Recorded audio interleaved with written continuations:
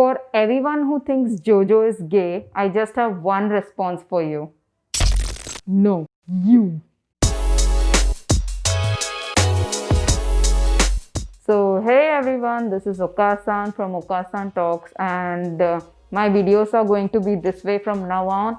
If you want to skip to the JoJo review part, I have given the links down below, so please do so. And if you are my homie with a big chinchi and want to know about my setup, then please keep watching. So, first of all, I decided to do face cam because I am lazy. It's very difficult for me to find the footages, edit them, and do it all by myself, take care of the copyright claim and whatnot. So I figured out maybe doing this way would be easier to edit.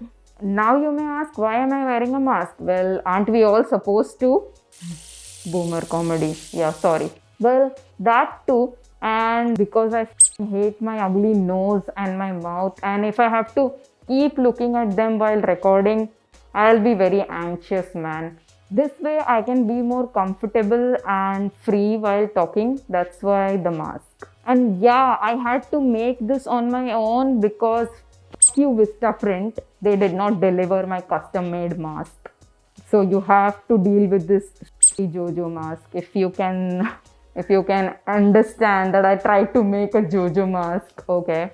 And about my setup, I have my camera, my mic, and some of the posters that I made.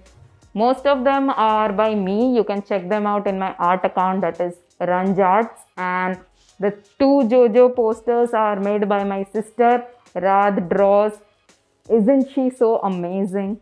And I actually wanted to put Diavolo over there, who is my absolutely favorite villain from JoJo. But unfortunately, I couldn't finish it on time because I was so busy. Procrastinating. Whatnot. So, anyway, obviously, I'm going to have the villain in the center because you should know by now how much I love the villains. Okay, with that amazing intro, let's start with the JoJo review. Well, I understand why many people think JoJo is gay. But trust me, guys. I mean, I would have killed for some of the JoJo characters to actually be gay. I mean, there are none, or even if there are any minor characters, even they don't show any gay aspect, if that's what you want to know. And the guys who don't watch JoJo because they think it's gay are the same guys who go and lewd over Yuri. Now that I have butthurt them and they have left the video, you my intellectual kids with big PP, let's actually get started with why JoJo is so awesome. So, most of us, if not all, have come across JoJo through the memes and the JoJo tards literally trying to shove it all over your face. I mean, guys, please don't do that. I mean, what you are doing is going to just get them away from JoJo and they won't be ever interested in watching it. Maybe if you want to convince your friends, try sending them this video instead. So, the first thing that we notice in JoJo is its unique art style. I know it can feel very bizarre in the beginning, but once you start getting into it, you will start loving it. Oh my god. And the evolution of art style from part 1 to part 7 is just so beautiful.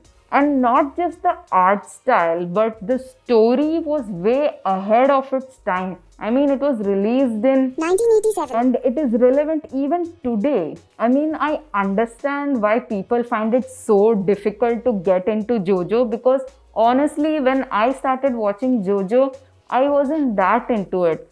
And all the hype that is going on in the fandom, and you are really confused as to why it is so hyped. And the pacing in first part is actually a little slow, but trust me guys, once you finish all the parts, you will understand the importance and value of part 1, and heck, you will even go back to watch it to appreciate even more. JoJo is actually a shonen anime, but a very, very unique one. I mean, some other examples can be Attack on Titan and Noragami even.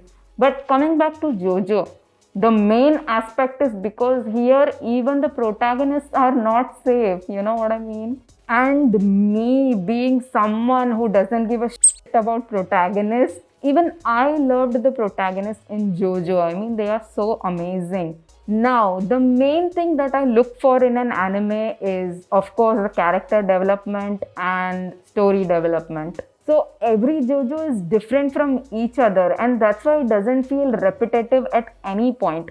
And not just the main characters, but the supporting characters and all the other characters that are being placed are there for a reason. Nobody is just there for the sake of it. So the character development and story development is really unique to that of a shonen anime, because there are some points where you will be like, what the just happened? You wouldn't be expecting it at all. And the very important part is that every part of JoJo has its own adventure. Every JoJo has a different characteristics, but somehow they all are connected with a thin thread, and that's why you shouldn't skip any part. Okay, I mean, after watching everything for once, you can pick your favorite and watch them how many ever times you want, but don't skip any part. Now, my favorite part, the villains. The villains in JoJo are so amazing. They have got like one of my favorite villains in whole anime, you can say. Actually, they really have simple motives, like, they can have a motive like living a peaceful life, or even Dio's motive, which is to dominate world, which may seem like a very cliche motive to have in a shonen anime, but the way Dio does it and the way the story progresses is so mind-blowing that you just cannot stop watching it. Why I said Dio is because he is well known, and for obvious reasons, because he was the start of all the that happens in JoJo, and it continues till all the parts that is going on. But even so, Dio isn't my favorite villain, because just imagine there are even better villains in JoJo universe that I love. Their motives, their thinking, how they go about. Just like the protagonist, every villain in JoJo is different, and the way they are portrayed is really mind-blowing. Now about the stands, that is the power system in JoJo. I mean, heck, that itself is so unique and creative. It is not just like somebody is throwing fire, somebody is throwing water. No. Oh my god, nobody in their right minds except for Araki sensei can come up with so many stands throughout the JoJo series. I mean, it starts at part 3. And even before that, they had Hamon, that is actually derived from breathing technique, which was also copied by some anime. So that is also so amazing as a concept. The stands could have the most simple abilities, but the user of the stand, how he uses them in the situation will blow your mind. I mean, trust me, sometimes you wouldn't even get what the stand user is doing, but it is easily entertaining, and it keeps you on your feet to see what is going to happen next, and how is the stand user going to use his ability to defeat the enemies and whatnot. And how can I forget the theme songs? Oh my god, the background music, the openings, endings are so amazing. I don't know if you care about that, but if you do, it is so amazing. And the best part about JoJo is there is something for everybody. I mean, you like adventure, like vampire, slice of life, bloodshed, bonding, friendship, everything. Mystery? Oh my god. You think of any genre that is present in JoJo. I think that's why a wide range of audience can like them, I feel. And if you're still not convinced, then I feel your opinion is Muda, muda, muda, muda! I mean, obviously I have kept this review as general and spoiler free as possible, so you can enjoy each and every element of JoJo by yourself. Trust me, you wouldn't be disappointed. And if you watched it this far, then you really have a big Chin chin. bro. I'm sweating so bad. My AC makes a lot of noise, that's why I had to turn it off. And y'all better like this video, okay?